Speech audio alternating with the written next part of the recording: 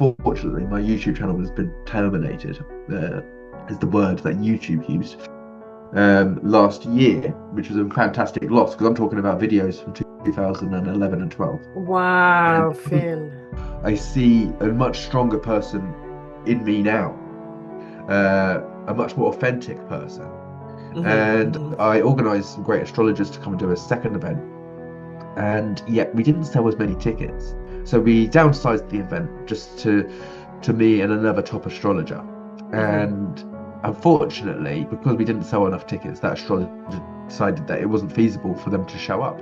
I learned a tough lesson through this ordeal because there and then I should have cancelled the event. This was a really hard, one of the hardest, it's I certainly imagine. the hardest thing in my career. How do you prepare for your readings? And my first thing to do is not to brick up their chart, it's to engage with my client. For me, it's very important that I'm teaching someone how to use their chart and to know their chart, and maybe even if they get to know it, they can follow transits as well.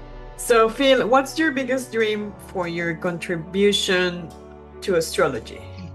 Now, as a father, I never met my dad myself. So it's really important to embrace the role of fatherhood. And astrology should be integrated into every classroom. And these classrooms would be best outside in the garden, in my vision. I feel that to have a lot more psychological but astrological reviewing documentaries and reality TV, such as A Big Brother, I would love to be a producer of that, not a contestant. One of my biggest journeys, one of my biggest wounds is that I didn't meet my dad because I was born through an affair, but I was a gift because my mum actually had a bereavement and lost a child before I was born. And so my mum, before she was a psychotherapist, she was a nurse. They organised to have me as a gift. I was born through an affair, an organised affair, very taboo, very Venus and Scorpio style. Right. But I never met them. And obviously you can hear there's a lot of questions there and a lot of ponderance. Are they into astrology? Like, what's their birthdays? I didn't even know my dad's sun sign. My mum was able to share with me my dad's birthday a couple of months after my son was born. But the most resoundingly, brilliantly wow moment of it was that my dad and I have the same Chiron degree in Gemini at 16 degrees.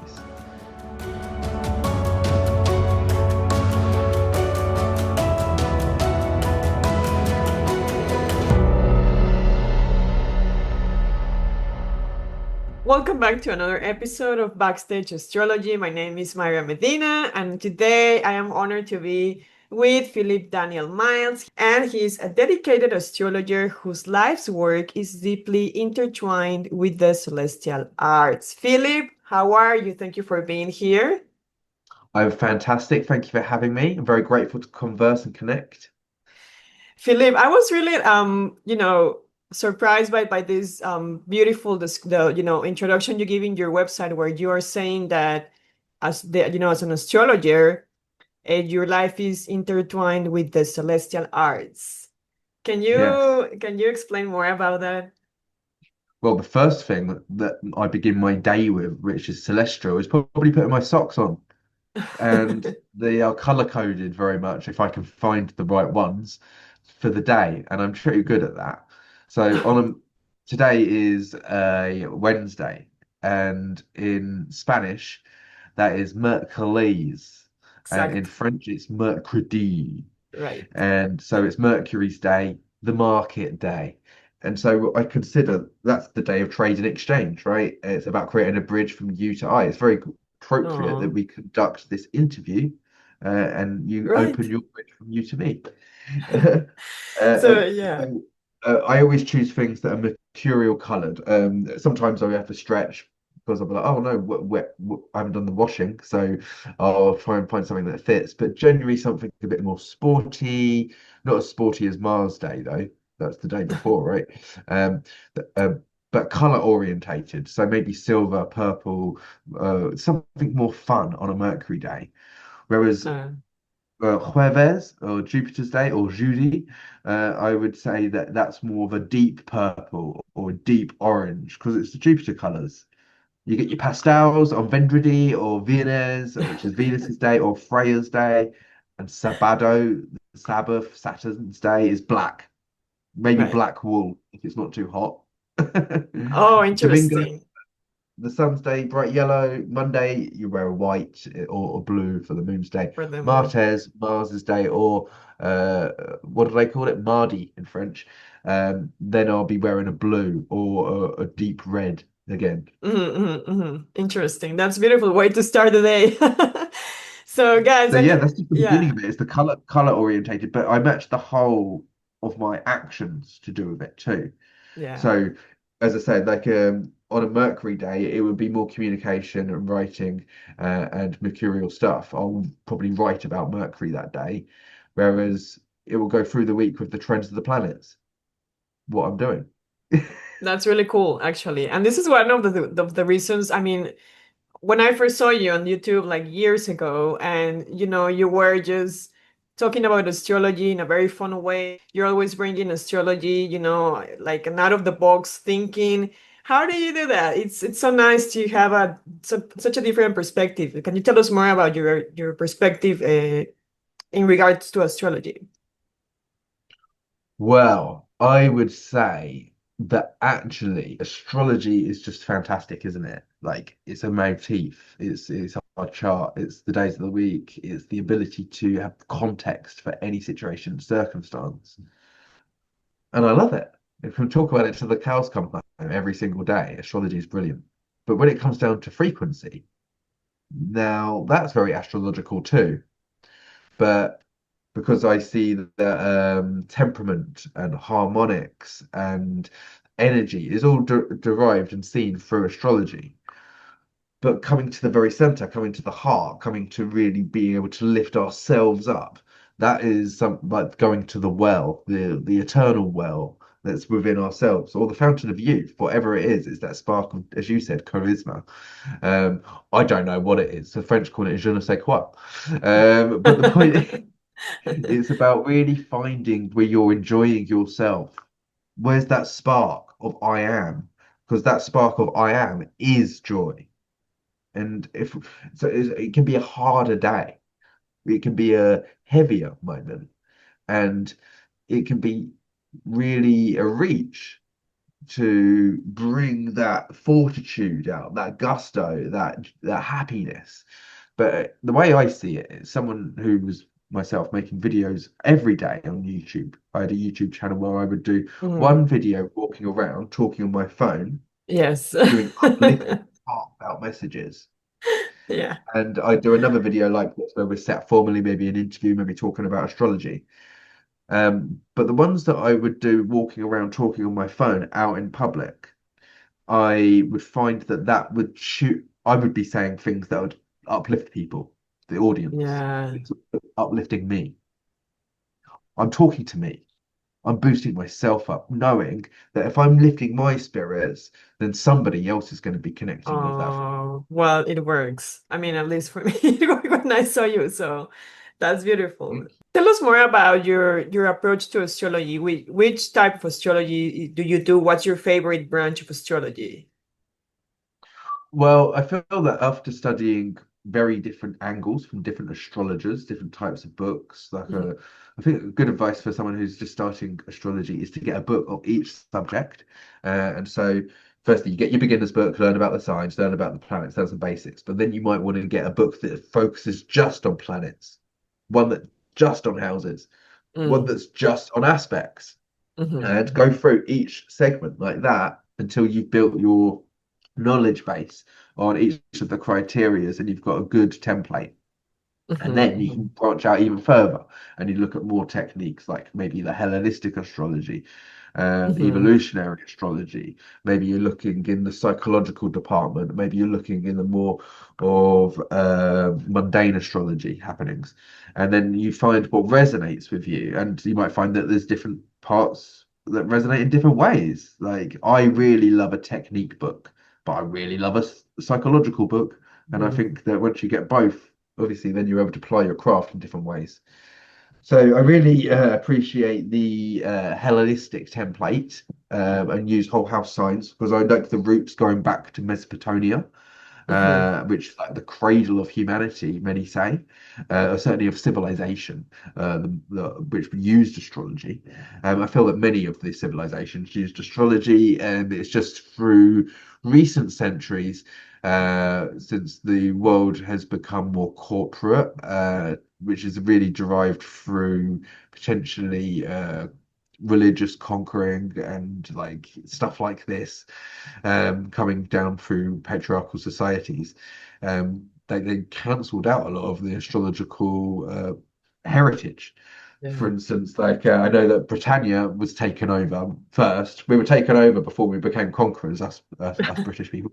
But we were all conquered at some point. I just want to be clear about that. But the point is, once we were conquerors, us British, we went over to India and stole their tea and their astrology and renamed it India, which was a slave name for the country. And I'm not like causing an offense here. I'm just calling what on my account of history is. But this was like known as another land, like all of the lands. America wasn't America; it got taken over. They called it America. Same with England. It was the Meadowland, what it was called Oh. prior to all of these takeovers. But everything was astrological back in the day, and it's all kind of got a little bit taken away. So we're having this renaissance period now due to technology bringing all of these informations back to the surface, and that's been going on for some decades now, to the point that we're all hustling and bustling with a little bit of astrological know-how.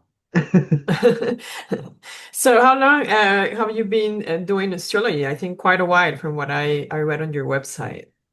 Yeah, it was around 2008, 2009 that I started taking an interest, but it wasn't my main focus at all. My main interest was um, like going into the metaphysics of reality. What's the template of reality? Mm. And Hmm. that was very interesting to me. And learning about also consciousness and people like Bruce Lipton, which talks about reprogramming your consciousness and your patterns, your habitual patterns, so you're Hmm. not victim to circumstance. And even I also very much enjoyed Bruce Lipton, who talked about epigenetics, Hmm. which means Hmm. consciousness above your genes. So you're not victim to, oops, me, I'm just clumsy. Yeah, Right. we might have certain traits, and some of them could be incredibly ingrained, but we are able to rewrite them or even to raise the octave of those traits and say that actually we're changing the frequency into a a more dignified expression or something which we thought was something we were stuck with.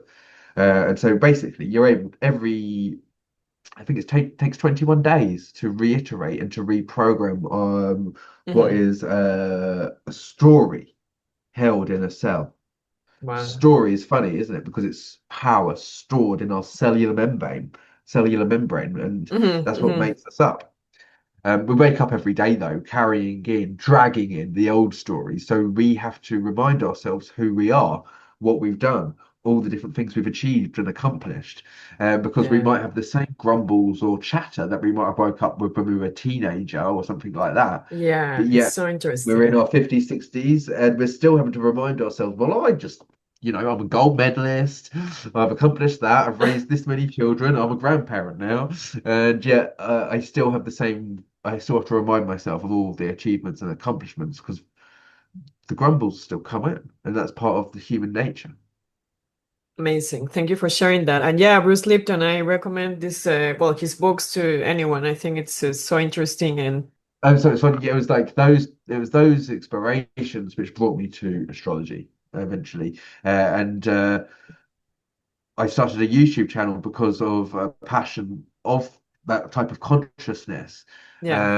There was a woman who does interviews called Lilu Marseille, and she was interviewing Bruce Lipton. She was interviewing Joe Dispenza. She even interviewed astrologer called Kay Patcher, Hmm. and he does. I still watch him now. He's a good astrologer. He does the Pele report every Wednesday, Uh-huh. and it gets thousands of views. And so that was in 2000. Bless you, Excuse bless me. you. Don't worry. So it was in 2011. I had become so YouTube orientated, like watching the likes of Nadia Shah, the Leo King, these types of astrologers, and learning from these fantastic interviews by a woman called Lilu Marseille. And she had a channel called Juicy Living TV, and she would ask these spiritual pioneers what made life juicy for them. Ah, And cool. she interviewed Bruce Lipton, Joe Dispenza, and even astrologer Kay Patcher, who would do a weekly astrology report on Wednesdays called the Paleo Report. I saw that in 2012. She inspired me to start my own YouTube channel, this Wow. lady, because of all these interviews. I didn't know that I'd actually go on to do interviews or even do any astrology videos at this point. It was just about starting a 100-day reality challenge to face your fears and to overcome them or to move towards them at least. And so I would talk about vulnerable things from my experiences growing up, and also one of my biggest fears, which was a food disorder. One of my and so which I'm still healing and have managed to move towards in a big way. And Mm. it was really helpful, that tool, to be able to plot the progress. And I did numerous of these series where I would talk about overcoming these fears, even to the point of last year when I became a dad. I was still doing this 100-day reality challenge. Yeah, I wanted to ask you about that part of your life as well. Okay, we'll talk about it later if you want. Yeah, I'll come back to that. So, um, cool thing is, uh, I started the YouTube channel. I didn't know where it was going, but I was talking to the camera like in a different way than I'm talking to you now. I would talk mumbly. I would talk like shy. Eye contact wasn't good. It wasn't there. I would also talk like, I'll give you one moment of impression. Oh, oh, oh, oh, oh. I'm trying to talk like more Cockney or more like an accent to fit into a social sphere to be accepted. I was trying to be more of a guy, a geezer. And that, for me, I look back at that now when I had those videos available for view. Unfortunately, my YouTube channel has been terminated, is the word that YouTube used, last year, which was a fantastic loss because I'm talking about videos from 2011 and 12. And Wow, Phil. on those videos, when I see the person who was having to talk in that voice of looking for social acceptance or whatever it was, the person who I was, it's not like I am poo-pooing him now by talking about it. It's just that I see a much stronger person in me now, a much more authentic person. Like it's night and day. And so when look at that person, I have a lot of compassion for me, and I love me so much Mhm. because of all the healing that continues to take place and has taken place in the past decade or whatever it is, 15 years. In that process, I love myself so much and admire myself so much because I know how far I have come, even though the video doesn't exist anymore. I implore and encourage anybody who's got a passion, whether it's astrology, whether it's sport, whether it's cookery, carpentry, hairdressing, whatever, start. You don't even know that it's going to be that which you continue with. I didn't Right. know that YouTube would actually then provide for me because I was consistent with my video making.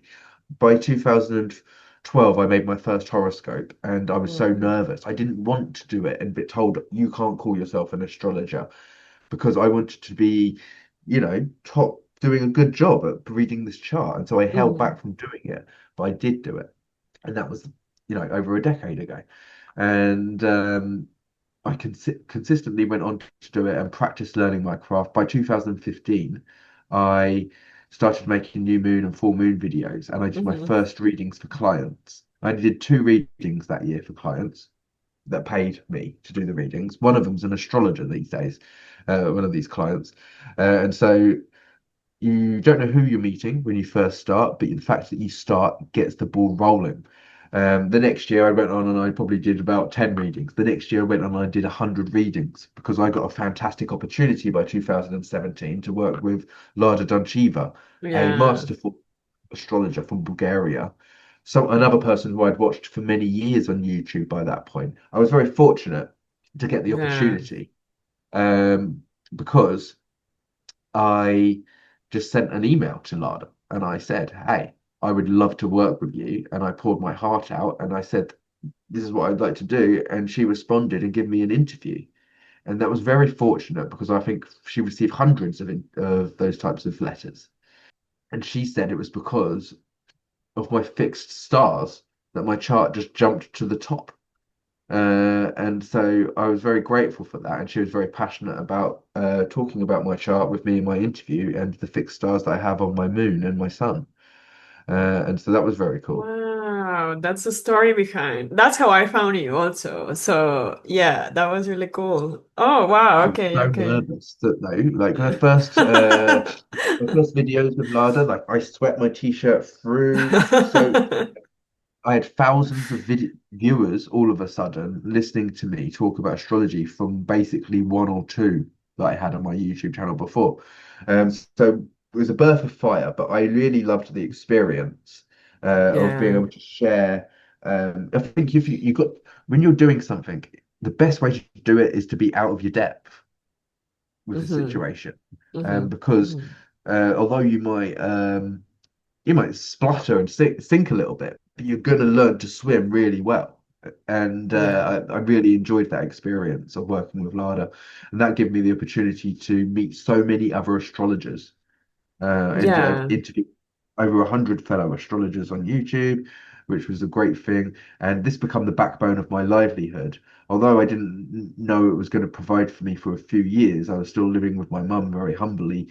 Uh, Eventually, in the pandemic, I moved from England to Mexico, and I was very grateful that my astrological livelihood provided for me to live independently internationally for what ended up being is now 5 years. But like I lived in Mexico for 3 years. I've nearly been living in Canada for 2 years. And so this is tremendous. And it was a dream life that I'm living because I'm doing what I love. And I think that that's the thing. That's what I keep coming back to. My story is whatever it is that you love, it's encouraging other people to do it. I'm really good at Right. encouraging people and being there, being on their team. That's what I do in my consultations is cheer people on and say, hey, you can start wherever it is that you're keen on, and you're going to be able to follow through with your consistency and see that it manifests results for you. Yeah, I love it. Thank you for sharing that. Phil, what has been one of the most difficult challenges you've experienced during your career as an astrologer? I would say the biggest challenge is there's a few challenges. Being seen, like for and you have to be very resilient when you're in public, to be hold your head high and not care what everybody thinks all the time. And that is a big thing. And for me, as a Libra person, I'm a double Mm, Libra and a South Node Libra. I care a lot about what other people think about me, or I have done. I'm learning to not care. The irony is, I'm quite into punk rock ethics, which means that generally is DIY, do it yourself, and don't care too what other people think. hmm. Um, but I do care. I want people to see if I've worked hard. I would like people to know if I put my heart and compassion and goodwill into something, and that matters to me a lot. There's a few different challenges which I've experienced along the Hmm. way. One of the greatest things that I did was put on an event Hmm. in Mexico.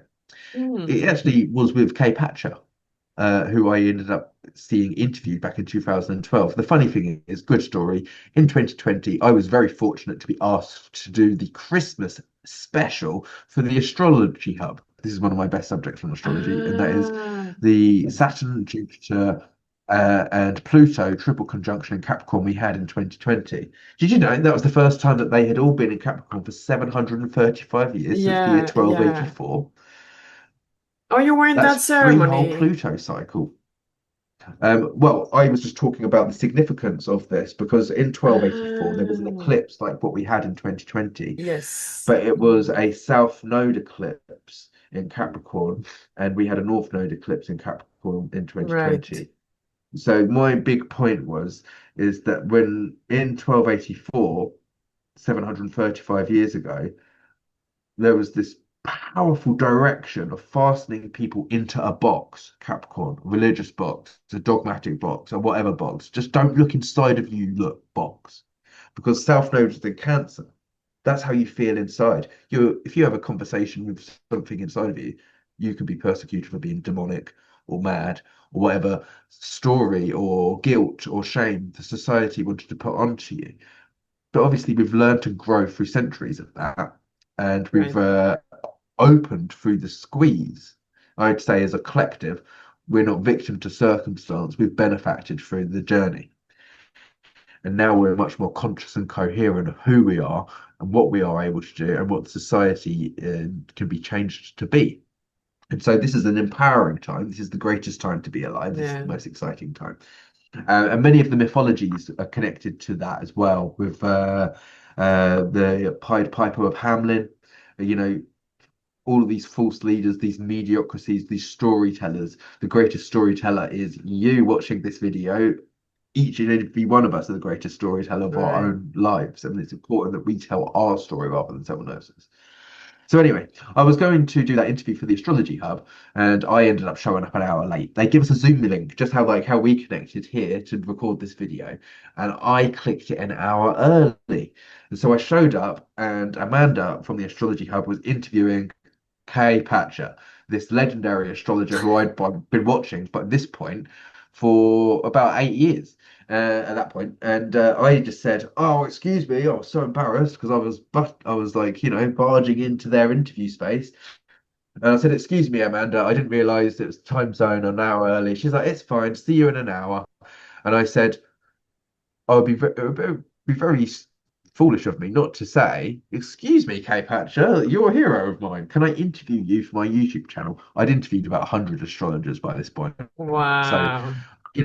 I was very excited to have connected with so many, but he was one on the top of my list to be able to do so Right. because it was very meaningful for me. He was like, "Sure, let's do it." We did it, we recorded, and it was fantastic. But the point is, we went on to record another one, and then a year or two later, when I was in Tulum, I got him to do my event. I put on an astrology event in Tulum on my Jupiter Wow. return. It was my third Jupiter return, which I think on the beginning of that Jupiter cycle is when I would have began studying astrology. So the 12-year cycle coming to culmination, and I was able to put on an event with the very people that I was watching while sat on the floor watching the television. How Like I was cool. watching the same people on YouTube that I ended up paying the cash to work the event that I spoke at and they spoke at. Yeah, it was a dream come true. And not only that, it was in the Mayan Riviera, which is an Yeah. astrological resort in Mexico. So it was just a dream. And it was a 3-day event. We had Santos Bonacci, Francesca Uddi, Dylan, the human design maven, uh, Erin Wade, who's also a fantastic astrologer. It was just a really good event. And we had about 30 attendees, and everybody seemed to have a great time. That's really Uh, cool. it was really cool. So I give you that backstory of the fantastic dreams coming true because I wanted to do more of those events after that roaring success. Not only did we have a really good time, everyone got paid, it was great, but it was like, wow, we have to make this a lifestyle now. This has been great. And so I wanted to put on another one, and Hmm. I organized some great astrologers to come and do a second event. And yet we didn't sell as many tickets, and it was a Hmm. big challenge. So we downsized the event just to me and another top astrologer. Hmm. And unfortunately, because we didn't sell enough tickets, that astrologer decided that it wasn't feasible for them to show up. Hmm. And they told me, and I learned a tough lesson through this ordeal because there and then I should have cancelled the event. But there was a mixture of reasons why I didn't. Firstly, my passion to want to put on another great event, which was crumbling before my eyes. And secondly, the investment that people would put in, I'd already put into promoting the event and to paying my rent, which Right. was a lesson which I would found to be very tough. I now know you do not touch your backbone through such a public event. You keep any investments, because I probably should have told the people who bought their tickets that the event was cancelled and refunded them. Right. But what I did was I proceeded with the event, and the three people who bought tickets rather than the 30, which came the year before, they were quite disappointed to find only me on the beach in Mexico, still doing my best to provide a fantastic service and teach them all about their charts for 3 days. But it really didn't cut the mustard for what they had come to expect. This was a really hard, one of the hardest, it's I certainly imagine. the hardest thing in my career that I've experienced, but one of the hardest things that I've experienced as an adult, and mainly because I don't like to let people down.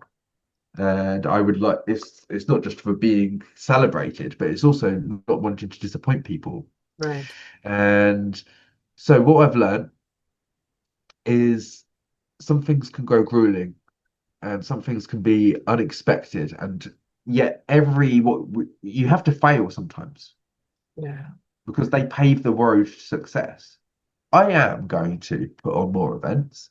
I'm going to work with more legendary astrologers because I work with myself every day. And I know that there's going to be fantastic opportunities to provide brilliant experiences for other people who are passionate about astrology down the line. It's just about knowing that you can't let things defeat you when you're on your road to continual Oh, success. that's so good, like the way you're approaching all this situation, because I mean, come on, nobody is perfect, and sometimes, we get excited, especially if it's something that you're passionate about. And sometimes that can, I mean, passion can also blind us in a way, but I mean, from what you're saying, it seemed to come from a good place. I love your approach and how you're sharing this story with us, because it's not easy. So thank you for that. And changing gears a little bit here, I wanted to ask you, how do you prepare for your readings? Well, everybody prepares differently. Like I have friends and colleagues that will say that they spend hours preparing for a reading and looking at someone's chart. Like I can think of a couple of great astrologers who do exactly that. However, that is not what I do. That would ruin my reading. Firstly, let's be clear, that would ruin my reading because I am a channel, and if I'm looking at notes, I'm going to get thrown off for a start. Even that's the same, not just in a reading, but in a video presentation if I'm teaching about astrology. If I've got notes and I've got to look at the dates, it's best that I've already looked at it and I only have to glance at it if necessary. Because everything else will be much more fluent and fluid and flowing if I allow it to just come. Right. And so my technique in chart reading is all I need. And I will start by sitting down with my client, and I probably haven't ever looked at their chart. And my first thing to do is not to look at their chart, it's to engage with my client, to ask them about their day. And I'll ask them about how their day is, what they've been up to. I try and make them laugh, see if they've got anything to say. If they can't, if they're not going to laugh soon, then I'll just be nice, and we'll after we've got into their day, we'll talk about, oh, so when did you get interested in astrology? And we'll go from there. How well Mhm. do you know your chart? And then Mhm, we'll bring the mhm. chart to the screen, whether they know it lots or they ain't got a clue about it. I have a client uh, who I see and help him with his cryptocurrency investments, and he doesn't know much about astrology, but he enjoys to talk to me and he enjoys the business advice. But very often he'll send me one of his friends, and they might not even know or care about astrology. And it's been recommended that you don't accept clients if they're a gift. But so there's different ways of approaching a client. So I will have other clients who are completely, they know their chart, they've had loads of readings from different astrologers, and Mhm. so I prefer someone who knows their chart actually, and then someone Right. who, because it's a lot easier to connect and be fluent and to go deep and to explore, and maybe we can go into some different techniques. Right. But if someone doesn't know at all, then I will apply them with the basics and try and teach them. For me, it's very important that I'm teaching someone how to use their chart and to know their chart, and maybe even if they get to know it, they can follow transits as well. So what we'll do is we start with the ascendant, and then we'll explore the ruling planet of their chart. So, for instance, if you've got a Taurus ascendant, then we'll look for where Venus might be. If it's not in the first house, then we get to start our story straight away, because the ruler of the chart, the ruler of the first house, will be very much distinctively expressing the caricature of the individual. And so that's where we start. We look at all the aspects, we look at the house, and we go from there. That's really cool. I also see on your website before our interview that you also do astrological coaching. Can you explain us a little bit what you do there? I'm curious. Well, that would be when I teach people to read Their astrology charts. their chart. So Uh-huh. it would be firstly read their chart, and then it would be okay. Well, how do we read multiple charts? So like this despondence uh, is the way I like to tell a story with astrology, because it's like following the breadcrumb and it always unveils everything. Right. Right. Right. But I also like to teach people how to read their transits, how to read a chart, how the sky works. I always try to teach people, even if they aren't in a reading, like the Hmm. Uber drivers, about how everything's rising in the east, and how everything sets in the west. That's where stars go to die. That's why in every town they party down the west. It's the truth. Like the entertainment complexes are always situated in the west of every city where the sun sets. Wow. And Interesting. yeah, Yeah. because it's like that's the night culture, right? So, Phil, what's your biggest dream for your contribution to astrology? Well, now as a father, I never met my dad myself. Uh-huh. So it's really important to embrace the role of fatherhood. I've always had excitement to have a school for astrology. Not like I own a school, come to Philip's School of Astrology, it's online. It doesn't have to be my school. I just like to be there. And there can also be cookery or nutrition or yoga and art and Oh, music. In fact, astrology is useful with everything, and yeah. astrology should be integrated into every classroom. And these classrooms would be best outside in the garden, in my vision. Mm. Obviously, this is an ideal, but it's what I would like. I would much rather have a restructure of education than send my son to the education system that's currently up and running, because I do not resonate with it one bit.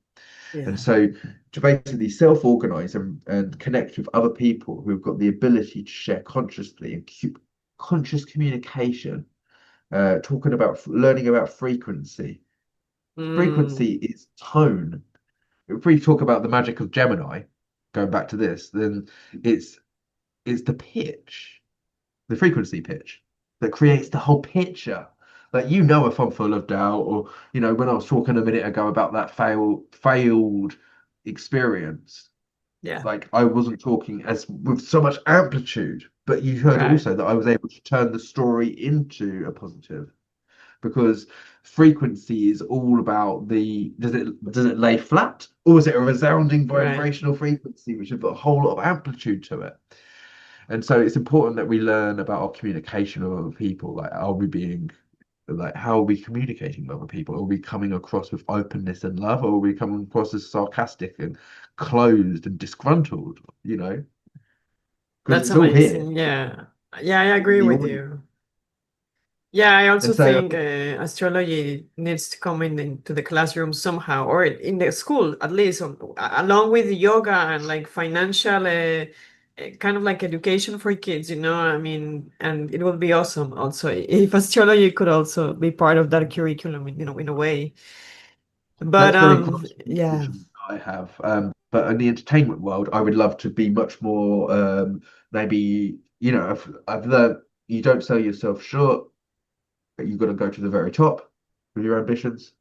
So, I used to think, oh, I would love to create some much more sustainable content for YouTube, maybe a few documentaries. I want these documentaries on Netflix. I want these top tier funded by people who are able to give us, good backing so that we can pour our quality, top-notch astrological energy into it. For instance, maybe not just a documentary, but a reality TV show. Like, you remember Big Brother? My mum's a psychotherapist and has been Ah, for 30 years. And so I've always been interested in psychology, which is obviously why I am an astrologer, one of the reasons. And so she teaches the course for people to become counselors and psychotherapists wow. now. That's at the university in England. And so I feel that to have a lot more psychological but astrological review in documentaries and reality TV, such as Yes. A Big Brother, because that it Yeah. used to be based much more on psychology rather than like a TV The quiz. gossip and yeah, Yeah, it was much more like, who are these people? What are they doing? What are they thinking? How are they feeling? that would be And brilliant. I would love to be a producer of that, not a contestant. I actually, in 2018, I actually, upon the day of Uranus's ingress into Taurus, I went to London and to Wembley Stadium and interviewed for Big Brother as an astrologer contestant. No And I went, way, you did? yeah, I met the producers and went to the final, and it was a really great experience. I remember it because it's not the kind of thing I was regularly doing, and it was the day of Uranus's ingress. I remember both. I remember Wow. that one, and when Uranus went into Aries, that was like the year I moved out from home. I remember I'm gonna move out from home. I'm gonna. There was I went and got a job cleaning caravans, just determined to get myself out, and that was upon the first Uranus ingress into Aries. The second one was into Taurus, and then I went to Big Brother. So what we're going to do with this one now, it's gone into Gemini. I feel that maybe this is that opportunity to get this Netflix up and That would be astrology. so cool. I would definitely watch that Big Brother, even though, like just for the psychology, like how they interact, where are their moons, these kind of things. It would be so cool if you could do, that Yeah, dream well, come the true. audience would. My aim, my MO, the audience are learning too while Hmm. they're watching it, and so it's just a really great show, and it needs to Hmm. be funded. It's a, it would be a smash hit. So I think Netflix so. producers watching this interview, contact us, and we'll be very happy to facilitate for you. Oh my God, that's so exciting. I'm so happy already. I hope it becomes true. If you need any help, let me know. And For sure, for sure. finally, which planet in your chart has given you the toughest lessons? It's a really good question because this allows me to bring in something I wanted to mention. You could say Venus I have in Scorpio, which is can be very challenging because Hmm. um, Venus in Scorpio is like a lot of the occult taboo things, and so it's been a challenge. I was born through an affair myself. And so my Hmm. chart is everything under the horizon, all hidden. And Venus Yeah. in Scorpio is like hidden. And so for me as an astrologer, when anybody comes and says, "Hey, do you want to interview?" I'm really humbled. I'm like, "Yeah, that sounds great," because all of my chart is a bucket chart. There's nothing above the horizon, which I means you see. can't see me unless someone lifts me up or shines a light on me.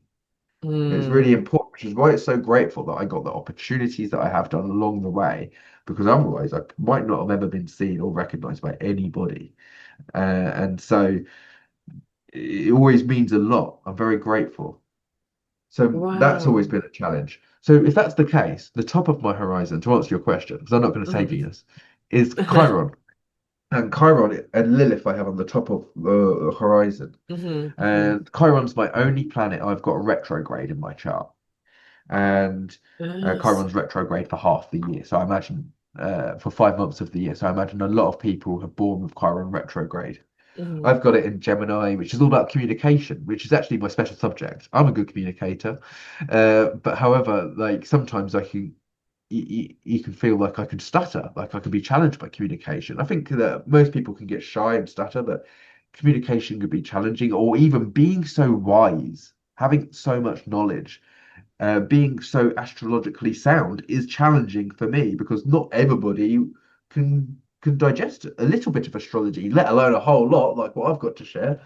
And so for me, it can be very ostracizing, very alienating to be an astrologer, to be so vastly, to have such a vast amount of wisdom to share. I do say so myself in such a humble way, but like that can be very alienating.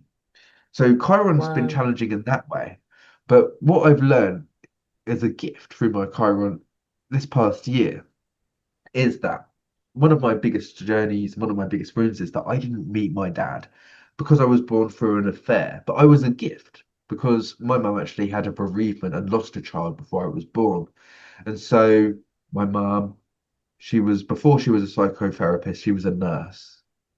And through nursing, she met my dad because my dad had a daughter who was crippled in a car accident. And so my mum was helping this young lady, who's my sister, Oh. my half sister. And so my mum and this gentleman, my dad, they bonded over the ailment and bereavement of their children. And my mum had had an operation, never to have a child again. It had been Mm. 10 years since the loss of her first son in the 70s. And I was born in the 80s. So for that to have Oh. happen, she had to have an operation to have her tubes put back together because they were tied. They organised to have me as a gift. I was born through an affair, an organised affair, very taboo, very Venus and Scorpio stuff. Right. But the gentleman, my dad, his name was Philip, and he decided that although like I probably don't know all the ins and outs of it, to be honest, but he decided to stay with his family because it wasn't just he had three daughters. I have three half sisters and a half brother, and I don't really know them. I never really met them. I think I met the brother. He took me to see the cinema once when I was a little boy, but I never met them. And obviously, you can hear there's a lot of questions there and a lot of ponderance. Are they into astrology? Like, what's their birthdays? I didn't even know my dad's sun sign until Wow. yeah. And What a so story. Huh. yeah, it was actually I became a dad just over a year ago. My son's a Leo. His name's Asterix. My mum was able to share with me my dad's birthday a couple of months after my son was born.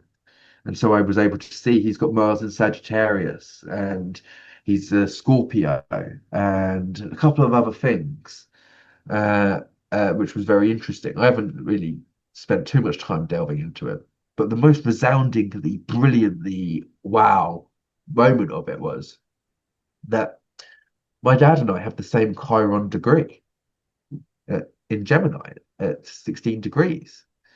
And so I know, well, not only because I have the date and year of my dad's birth now that he was 52, but Chiron's got a 52-year cycle. No. And so not only did my dad obviously was going through quite a challenging time at the Right. time of my birth because not only did he have to give up his son, but he also had a daughter who was crippled, which is very Wow. Chiron, Wow. which is my sibling. I have Chiron Gemini, which is about siblings. True. So big, big, big healings and big, big, big learnings and big, big, big compassion for my mum, for my Right. dad, for my sister, even for my dad's partner, but also for me and for all of my clients. Right. And this is why I love astrology. This is why I'm a fantastic astrologer. And this is why, first and foremost, as brilliant as astrology is, I'm a healer. Definitely, especially when Chiron is on the very top of your chart and kind of like lonely there. But I mean, he's talking to some other planets. Ah, by the way, Phil shared his chart with me. That's why you look at me, watching my phone. Sorry for not mentioning. But yeah, definitely very Chironian. That's how you say in English? Chironic, Chironian. Well, the fun thing about Chiron is it's like it's a bit of the wound that never entirely gets healed. But Right. yet, the more that you become conscious of the wound, the more medicine that can be derived and shared Yes, and procured through the exactly. experience. Yeah, I love Chiron too. I'm really excited. I'm going to write a book about Chiron. Now Amazing. I've got so much fuel for the fire with regards to it. That's my main mission now, rather than pouring my energy to YouTube, is to make sustainable media that can provide for me and my family. and for the education of other people who are interested in absorbing the content I create. So I'm going to be doing that, as well as opening to connect with other people. If anybody wants to invest in a reading, then I will send you a link, and maybe they can do so via that link. I'll be very happy to do so and facilitate that for experience for other people too. So, Phil, knowing that you are a Libra rising and we just had the equinox and the eclipse, and we are into this Libra season in these interesting times, how do you navigate this Libra season, this equinox? And tell us more about your rising sign as well, because you have a moon, you have the south node there. So, Well, tell us about personally, it. this is going to be an exceptionally, well, probably the most ever exciting equinox for me, as I'm becoming a father for the second time, Yeah. and this time to a baby girl. And Oh. it's actually radical because they, our partner is due to have a C-section. My partner is due to have a C-section. Mhm. And so they gave me the choice as an astrologer to help choose the date, which is an honor. Right. And so looking, and also I had information. The information I had was that the C-sections often take place at 8 in the morning. And so the equinox is taking place in the afternoon, where I am here, on the 22nd. So I chose the 23rd because I was really keen on the solar ingress into Libra, and then the igniting of the grand air trine, which is really interesting energy. It's exceptional energy. So any time that we have an ingress into Libra, whether it's the moon every 29.5 days, whether it's Mercury, which we got going on very imminently, or the sun, which will happen on the equinox, Mhm. or any luminary, is over the course of the next 5 years. It's going to be making a grand air trine with Pluto, which has been in Aquarius for a couple of years, and Yeah. Uranus, which has just nudged into Gemini and is going to be there for the next 7 years. So this orb that's being like completed every time we have a Libra ingress is very interesting, and this is the first time we've got a taste of it Right. this year. And so I really felt like, as someone who's choosing and electing a chart, rather than you can either choose when the aspect's a little less than and it's beginning to wax, or maybe when it's a little less than and it's waned, or you can choose when it's at its maximum, and it's like really drumming in and amplifying the sound of that frequency and how it's going to play out in so many different ways in the chart of a person or even an experience. And so I figured go for the maximum. And Right. also, like, births closer to the equinox are said to be, very on pulse, if you will, on theme, even Christly, if you will. And so, because they're near the grand cross, the cardinal cross, Hmm. that's not to say that anybody else is more exceptional than the other. I do feel that we're all equally magnificent in our own brilliant and beautiful ways. Yeah. So anyway, that chart's brilliant, and I love it. As a Libra person myself, I've got a Libra Hmm. moon and a Libra South node Hmm. and a Libra ascendant, all very close together. I've Yes. always been keen on relatability, which is what a key word for me is for Libra. A lot of people would say Libra's all about our relationships. It's all about our comings and goings which we have with the other people. I Hmm. would say, personally, that's more Scorpio territory Oh. because Mhm. and this is it, because it's a shared energy dynamic. You phone someone, they've got to pick up the phone, and you share that conversation. You do not know what they're going to say. You do not know if they're going to pick up the phone. Right. However, when you're pontificating and ruminating about that phone call, or maybe it's across the room and you're thinking, what's that person going to do if I go and address them? And if I say, hello, how do you do? That is Libra stuff. And now I'm going to give you my Uh-huh. reasoning. Uh-huh. Because this is not what you would often find. But for me, it was tried, tested, and works, and it's phenomenal for us to work with. And it's fully explained by the astrologos, by the Hmm. astrology. Hmm. And Hmm. that is, when we look at the glyph of Libra, often you'd think of the scales because it's these two pans. And traditionally, with the more crude glyph, it would just be a line with another line, and that second line's got like a hump on it, like a humpback bridge, Yeah, yeah. and that could be the scales, right? Hmm. But actually, Libra rules the hours of the day, which is from 6 a.m. till 8 in the evening, which is the sunset. Uh-huh, uh-huh. 6 p.m. to 8 p.m.? No. Yes, Yes. 6 p.m. to 8 p.m. Yeah, so And that's when sunset time. the sun sets. And opposite Aries, that's 6 a.m. to 8 a.m. And that's when the sun Oh, rises. right. And so we're looking at the sun in the seventh house of the sky. We're looking at the sun on the horizon. That's what the glyph is symbolizing. Oh, okay. And Wow. whenever we look out externally, it's always like whatever we lay our eyes on is the external horizon. Hmm. And Horus is horizon. And so basically, it's when we look at the sun, especially at sunset, gosh, it's beautiful, right? It, Yeah.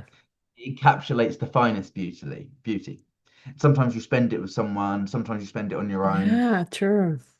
but it it takes your breath away.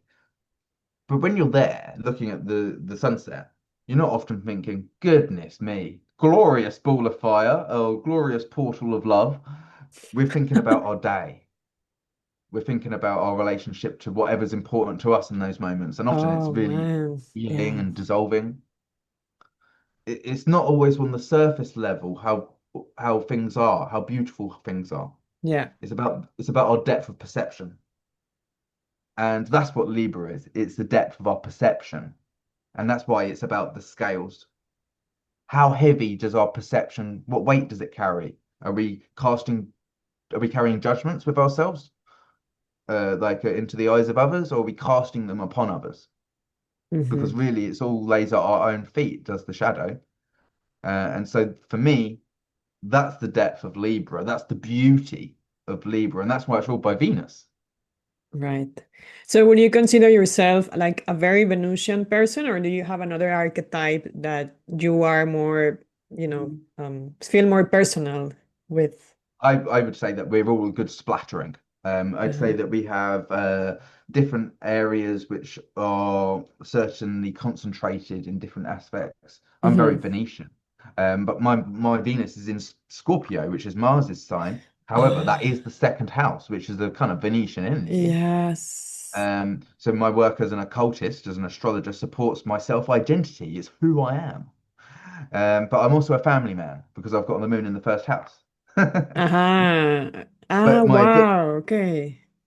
my ability to connect sentimentally is one of my greatest gifts that I'm able to share with my family and my clients, and always Hmm. has been since I was a baby boy myself with my mum. So Hmm. talking about my mum, one of the greatest ways that I fell into love with people watching was one time I remember in a train station, we were waiting for the train, we had half an hour. And I wasn't best impressed. Who was? We're both Capricorn. She's a Capricorn moon. I'm a Capricorn sun. And so we don't want to waste our time. However, she conjured a game. She's got Saturn on my ascendant and Jupiter opposite on my descendant because she's got a Jupiter Saturn opposition on my Uh-huh. ascendant descendant. So my Oh. mum had a lot of work with me. She played mum and dad for the most part, but she's a good lady. Hmm. Anyway, so she brought up this game where we look at people and we've got to guess their story. Uh, as I like to say, it's a bit like pin the tail on the donkey Uh-huh. because we Yeah, pin yeah. the That story game. onto whoever we see fits the fitting canvas, and we do that in our relationships Mhm. because we choose people that fit the perfect hang up for the story of our mum or our dad, whether they're there or not, or whether they were Wow. brilliant in our experiences or not. And then we replay them. I said we replay them because that's the manner of actually getting to see ourselves on the big wide ocean of consciousness. The only way that we see ourselves is by having relationships that remind us of that which we're so familiar. And that is Yeah. sometimes our hardships and our pain through our family affairs that we were born into, that we chose to heal through our relationship with Hmm. ourselves and each other. It's actually a real big honor to be able to see our pain and to heal it. that's like a champion kind of thing to be doing. So my mum and I would pin all of these ideal stories to the businessman, to the person who looks like a farmer, to the person who looks like they probably can't even buy a train ticket. Bless them, and maybe we can learn something from all of these reflections about ourselves. That's a nice game. But hey, you also have, I need to mention this because you know you have Venus in Scorpio, but Mars in Pisces, which is Yes. Venus exaltation place. Hmm. So how do you leave that? Well, I'm also very grateful for the fact that they're in a very perfect trine with Yeah. each other. Ah, More see. slow-moving Mars Oh, yeah. is has got Venus approaching, and so I kind Mm. of receive myself, if you will, Hmm. through my reflection of my connections with others. Aha. And whether it's through my work as an astrologer, whether it's when you listen to music and you fathom a depth of connection to the music and to the artist, whether it's in a movie, whether it's a TV show, or whether it's a very personal connection which you share with one another, a colleague, a friend, this is how it works. I kind of get feedback about myself through the loop I connect with others. Oh, As a wow. Venetian Libra archetype is how it works for me. However, you did ask me personally, am I have I got any other splatterings of energy? I would say that that energy of Mars is the one I have to learn about the most because I've got the North Node in Aries, Mars's sign. Ah, I Um, see. al- Although I do have my ruling planet Venus in Scorpio, which is also Mars's sign, it's like I have had to learn how to assert myself and to lead. And astrology has been the gift of the Wow. gods because it gave me an identification and it gave me something to lead with. Before, I remember before, I'd follow like a lost sheep. I'd follow Mm. all my friends, which was in bands. I was their best cheerleader. I'd go on tour with them. I danced. It was great fun, but did I have something to speak for myself other than that? Not until I found astrology. And so I'm very Okay. grateful for that. Yeah, it's so interesting. When I ask about your charts, also you have, well, Jupiter almost conjunct Mars in Pisces, which is very, very interesting. How has that played out in your routine, in your work, because it's in the sixth house. So how has it played out? Do you have trouble like setting boundaries or something? I don't know, like just randomly asking you. Well, I think that Mars Jupiter is a big energy. And so you need to be big, you need to play big, you need to act big, and you need to be authentic with Yeah. who you are.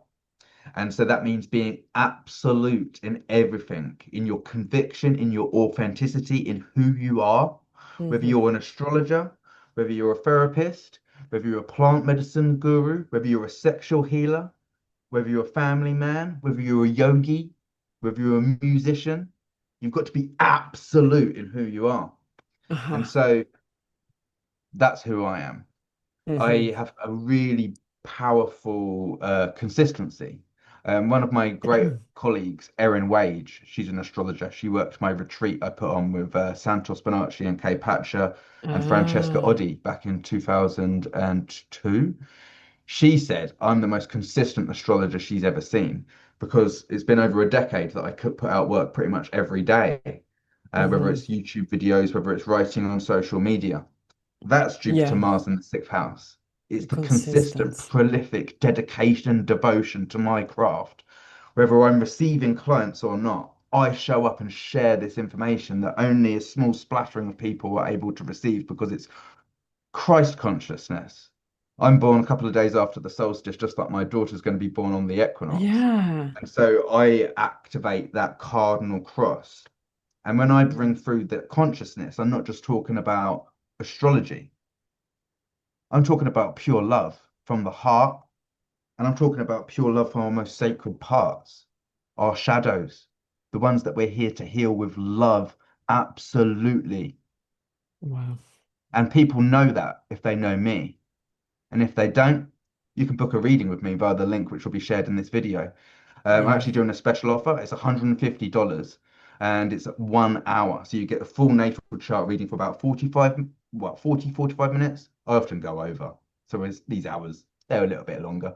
But then we go through your transits for the next year in application to your chart as well. So you feel confidence and trust. I'm a specialist of transits, but the real juice is when we get into your most delicate, your most sensitive, juicy parts of your story, where you've been hurt, where you're willing to peer into Mm, your pain right. with love and heal it. And sometimes that's a real murky, dangerous business because you've got to have absolute trust and love to be able to see through those dark areas of a sky. But I've been through hell backwards many times. The river Styx for me is familiar territory. And so I'm an expert at being the chauffeur and guiding people through their stories. Yeah, we were saying actually before, guys, that also he's an expert in synastry. Do you think that's related to your like Libra rising, Venus kind of thing, or? I will, as a Capricorn, I worked as an astrologer for about 5 years before I ever put a video on YouTube. 2012 was the first YouTube horoscope I uploaded, and that was Dwayne Johnson. And so I like to perfect things before I bring them out. So whether it comes to my relationships industry, like Mhm. when I started working online doing readings, I should have been like, I'm an expert at relationship chart readings. I've never Uh-huh. ever said that, but I am. And I've been doing it for such a long time. Everybody I met while I was living in Mexico, I would do my chart on their chart, and I did hundreds.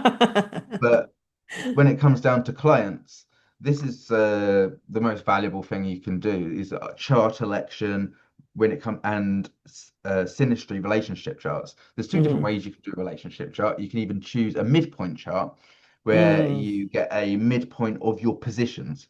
So, for instance, if you were born with the sun mhm, at 10 degrees of Aries and I was born at 0 degrees of Aries, then our midpoint chart would be the sun at 5 degrees of Aries. mhm, However, mhm. if I was born in 1980 and you were born in 1990, then what they'd do would put the chart at 1985, which is the midpoint in time. Oh, And so the wow. transits in the midpoint in time are a realistic day that happened and took place. And the midpoint chart is a made up one but it's Wow. astrologically sound. Both of them are often Interesting. very similar. For instance, that they might chart the chart might be cast with the sun in the opposing sign. So it could in our midpoint chart, it might be 5 degrees of Libra rather than 5 degrees of Aries, Mhm, but it mhm, would be in one in time. So that's really interesting how that plays out because I've seen the pattern for years. But when it comes down to the technicalities of our psychological connection with others, rather than the astrological happenstance and intriguing maths, Right. um, what it does is it gives us the ability to have compassion for those people that we're in relationship with, because we can see where they're short and where they're long. And what I Yeah. mean by that is their bandwidth. Are they all wound up? Have they had lots of trauma in that area? Have they got a short wave frequency? Or have they got lots of patience because they've seen themselves, they've been through hell backwards, and they love themselves inside and out, and others too. They've got a long band wave and they can do a lot of things for themselves and for others in that area. Because when people need a little bit more patience, like you hear my tone change, Mhm. you know that we can be more patient with those people and ourselves in those areas and more compassionate for what they're going through and for what we're dealing with them. Whereas if Mhm. we see that they can cope because they've been through that and the other, maybe we can back off and concentrate on ourselves a little bit because we know that's what we need to do in that area of our relationship. It's all frequency and tone. It's not about what you observe. That's what I'm coming back to. We can look at the sun on the sunset, but it's what you feel in the palette and the repertoire of our frequency in our connection when we're looking at a chart, when we're connecting with another person, or when we're talking about any subject. So interesting. Do you teach about synastry and these things, or have you thought about it before, or something like that, or? I've taught a few Mm. workshops, like online and in person, and I teach people every day wherever I go if they are open to listen. Yeah. Yeah. I gauge how much I went into a shop yesterday and I just did a sun sign moment. I asked him his sign and I left. and I was correct in my assessment, which was fun because he was very tall and he was an Aquarius man, but it's not always the Nice. but like some if I get the other day I spoke to somebody and we was able to go into all kinds of more depths and I was impressed and I congratulate them on their depth of knowledge and it was great. And as a I sell myself short a lot. I don't put Mhm. myself over and give myself enough credit for how good I am. Ah, I see what you And mean. because of I've generally I'm a Sun Neptune person, watered down and humble. Yes. But like at the same time, when I do verbose and big myself up, I can come over the gregarious Sun with the Jupiter Mars. So that's the Ah, scales. This is the okay. biting point of finding when you either make yourself too small, Libra dominant, Oh. others, or you can be too big because you don't know how to be. That's my challenge. Oh, So wow. that's just Yeah. an example for you, because I Yeah. am a fantastic teacher, is my point. And Mhm. anybody who was to choose me to educate people on astrology be making a smart investment, whether it's a personal one or because you have a class of people who you want to learn, because you've got a business full of people you want me to teach. I'm your guy. I should be teaching the syllabus, and I would be able to enroll a fantastic class load of astrologers who would teach that school because I know a lot of fantastic astrologers who are fantastic teachers too. And that's the true answer to the question. Uh-huh. Thank you, Phil. Yeah, Oh, actually, I'm seeing you have a midheaven in Cancer, so that's a very like loving energy, like I'm nurturing a compassionate, energy. fun teacher. I'm a playful teacher. Yes, I've got and it's Jupiter. training your moon. Well, not only do I teach, I've got the ability to teach kids with Jupiter Oh, Mars, but I also have Saturn in Sagittarius. So, yes. Oh, yeah, although yeah. that's not Saturn's favorite sign, I think it's a really fun placement to have Saturn because it teaches Mhm. in a way which has got all of the joviality and it's got all of the philosophy. Yeah, yeah, I I can wouldn't see change that. it. So my Saturn squares Jupiter as well. This is something very interesting I've been working with recently Oh, because yeah. we just had Saturn square Jupiter in the sky Yes, as well. And so that was yes. my moment. Like, because like anybody, we always have moments like in our sky personally, all of us do, because it can be activated by that aspect playing out in our current sky. And that Yeah. aspect plays out once every 20 years. And so it's fun to have that after wait 20 years to see it again. Amazing. I have your chart here. Guys, if I'm looking down, it's because I'm looking at Phil's chart. But lastly, what would you say is the difference between a Libra rising and a Taurus rising? Because it's ruled by Venus. And I'm a Taurus rising, so I'm very curious to know your perspective. Okay. Well, firstly, they are different energies in the point that one's masculine and one's feminine. Hmm. Taurus is much more feminine, which means it's magnetic, it's magnanimous, it's there to draw towards it like Venus. Whereas the Libra energy is a cardinal energy, it's cardinal air, which is an assert. Uh-huh. It's a Yeah. like it's leading with something else, which has not been done before, cardinal. Whereas Taurus is fixed Earth, which is sustainable, it's reliable, Mm. it's it's valuable, it's all of those great. Okay. It's sturdy is Taurus because I would say that you will take your time, Yes. but it's worthwhile. But the other day I was in the cafe, and this belligerent person was saying to this other guy who was having a coffee with that Tauruses were easily led, and I think because they have a, a bull's ring.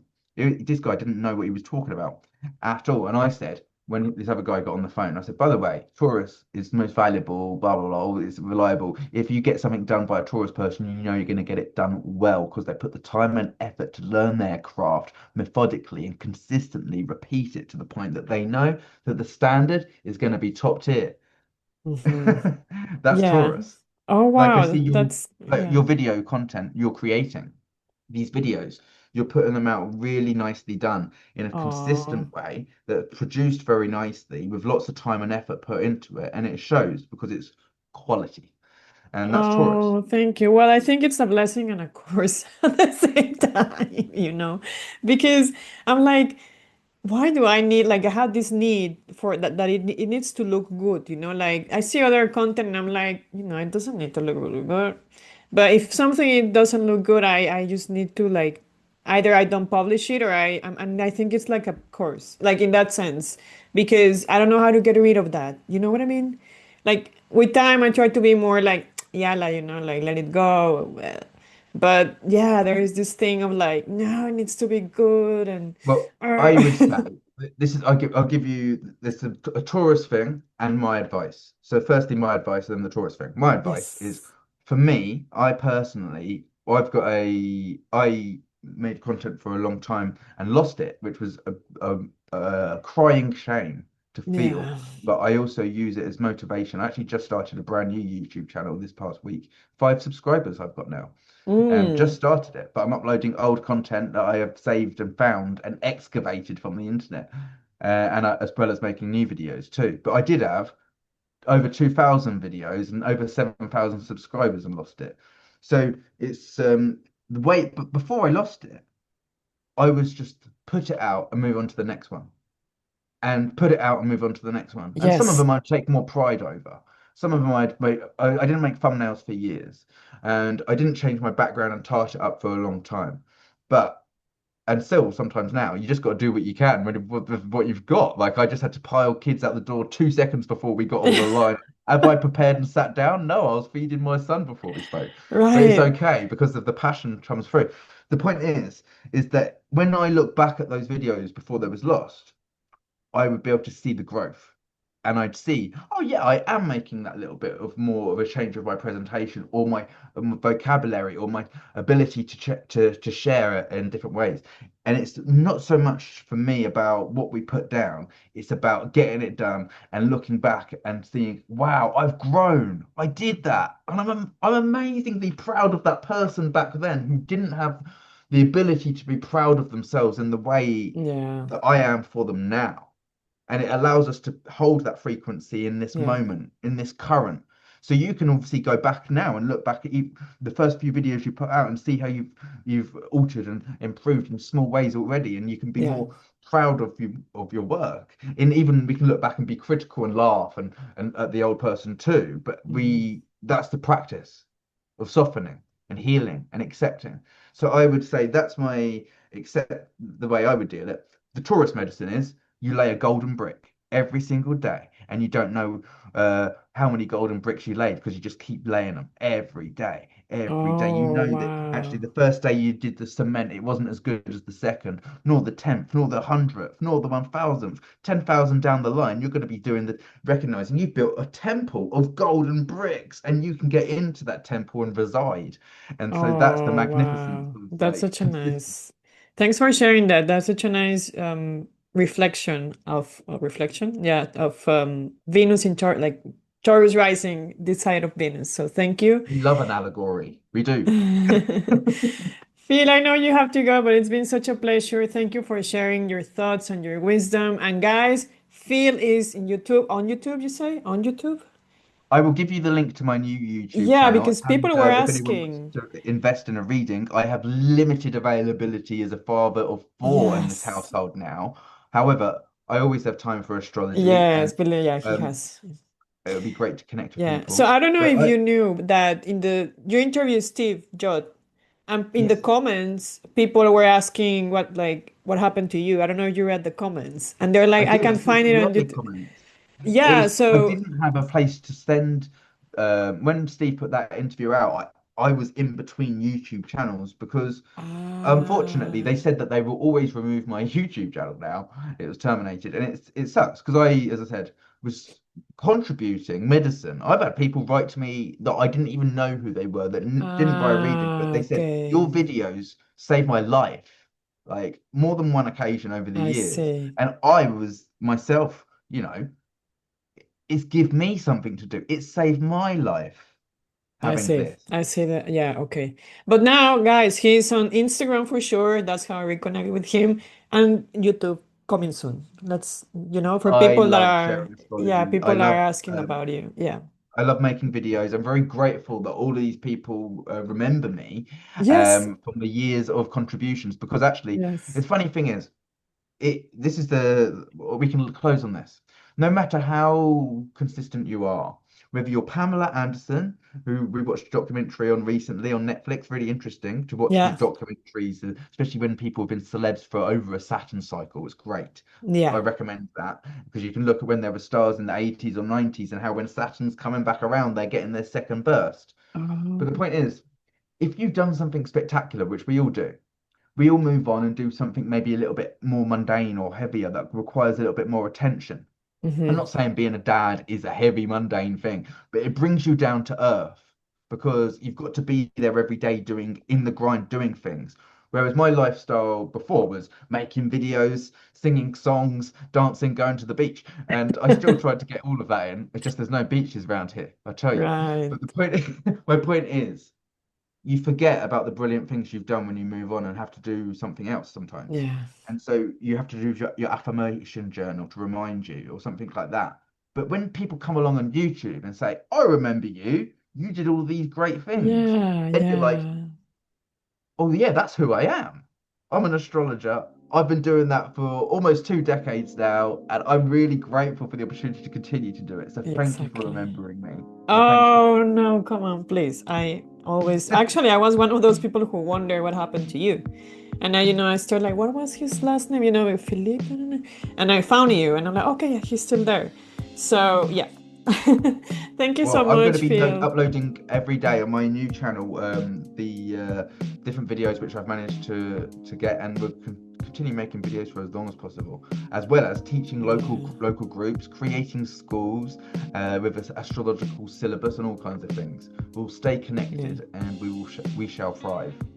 Yeah, guys. So there you go. I'm gonna leave in a comment or something his YouTube channel and his social media in the description. If you wanna reconnect or connect with Phil, you have all the information below. Phil, thank you so much for your time and thank you for being here with us. And I hope you enjoyed this episode. Phil, see you soon. I hope to have you back soon after adapt to this new phase in your life, with your second baby girl. I wish you the best and keep us posted.